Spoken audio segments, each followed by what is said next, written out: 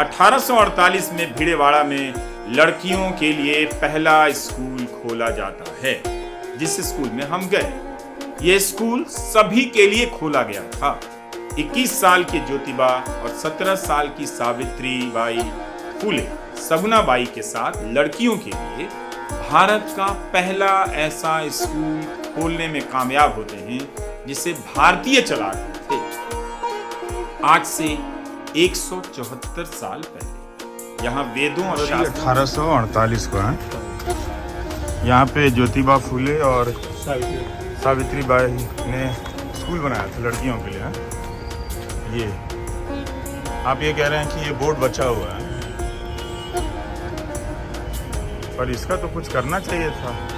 पूरी दुनिया में रेस्टोरेशन हो जाता है, इसका क्यों नहीं हो सकता है? इस जगह से मतलब अगर लोग देखें तो उन्हें कितना दुख होगा कि सावित्री बाई फुले और महात्मा ज्योतिबा फुले के नाम पे कितनी राजनीति होती है, कितने लोग कस्में खाते हैं, और इन दोनों का कितना शानदार योगदान है। देश का पहला लड़कियों के लिए एक प्रॉपर स्कूल यहाँ बनाया था उन्होंने, सावित्री बाई फुले ने यहाँ। और ये इस स्कूल की ऐसी हालत है कि कायदे से तो इस स्कूल को सोने चांदी से जड़ के बचा के रखना चाहिए था, लेकिन ये इस हालत में है कि सब खंडहर में बदल चुका है। बहुत दुखद है कि 1 जनवरी 1848 में 1848 तो 1857 से पहले भी ज्योतिबा फुले और सावित्री बाई फुले ने यहाँ पर स्कूल बनाया था।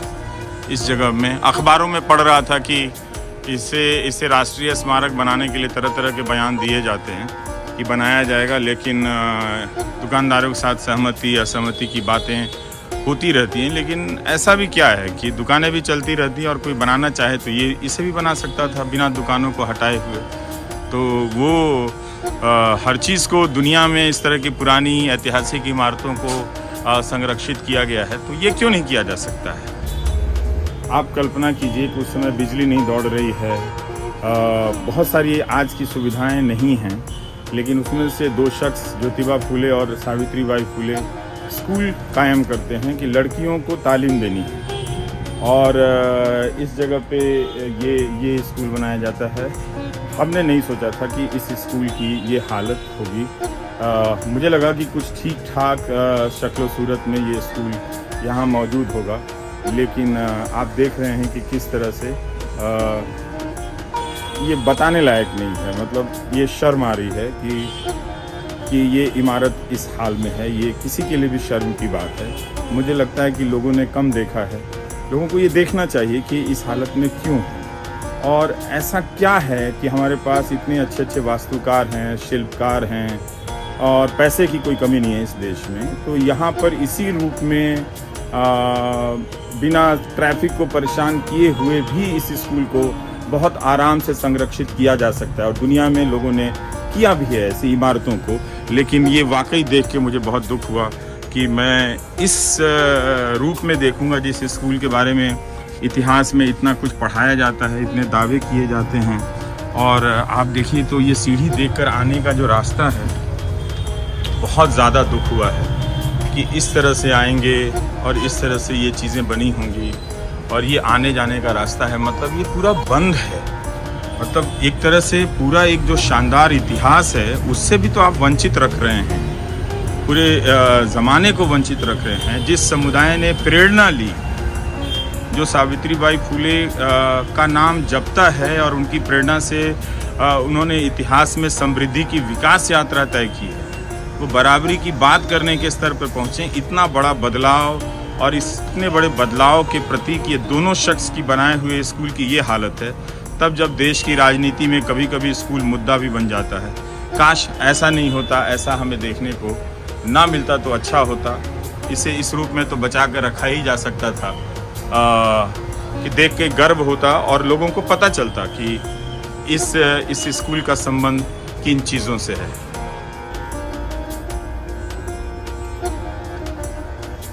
तो आप 7 जनरेशन हैं किस परिवार के? आप महात्मा ज्योतिबा फुले। अच्छा, आप उन परिवार से जुड़े हुए हैं ज्योतिबा फुले जी के।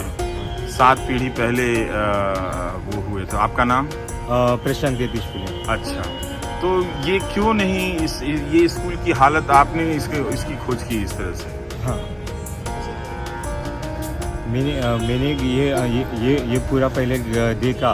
यहाँ किसी को भी अभी भी कुछ साल पहले ऐसी स्थिति थी किसी को भी मालूम नहीं था भिडेवाड़ा कहाँ पे है. जहाँ हम एक चौथी के पुस्तक में पढ़ते हैं कि महात्मा ज्योतिराव फुले और सावित्रीबाई फुले ने लड़कियों के लिए पहली पाठशाला शुरू की. पर आज तक इसका राष्ट्रीय स्मारक नहीं हुआ, क्योंकि इसके पीछे तो बहुत कारण है. लोगों को बताया जा रहा है कि ये जो नीचे के गाले धारक है वो इसको विरोध करे. उनको राष्ट्रीय स्मारक के कोई विरोध नहीं है.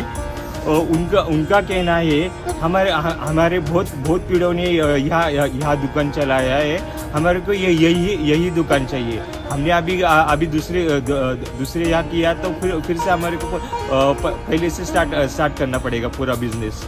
तो यहाँ दुकान भी चलती रहे, पूरा बिजनेस सेट है. बिल्कुल नहीं, उनके बिजनेस और उनकी दुकान भी यहाँ रह सकती है, लेकिन उसके बाद भी ये इमारत तो बन सकती है. हाँ, ना वो इसके तो बनने के लिए उनकी दुकान क्यों हटानी पड़ेगी? ये तो पूरा षड्यंत्र है ना. ये तो पूरा राजकारण है. राजकारण के कारण तो ये सब हो रहा है. आज तक बहुत आए, बहुत जनों ने आश्वासन दिया हम यहाँ राष्ट्रीय स्मारक करेंगे, इतना निधि 500 हुआ है. अभी महानगर पालिका पुणे की महानगर पालिका में 8 कोटी की निधि अभी मंजूर हुआ है. जो बजट है पुणे महानगर के 8 करोड़ का पैसा इसके लिए बजट सैंक्शन हुआ है. पर अभी तक जो बजट है यहाँ तो कोई सिक्योरिटी गार्ड नहीं है. यहाँ तो पहले बहुत सारे अवैध चीजें होती थी. यानी यहाँ तो दारू पीने को आते थे लोग, पत्ते खेलते थे. कुछ लोग यहाँ सोने को आते थे. ऐसी स्थिति थी. हमने जो यहाँ जो फरासखाना पुलिस स्टेशन है वहाँ जाकर कंप्लेन की ये की. और उसके बाद आज यहाँ ये जो होते थे अवैध चीजें आज नहीं हो रहे हो. तो ये वो मैं एक ऐतिहासिक इमारत के भीतर खड़ा हूँ.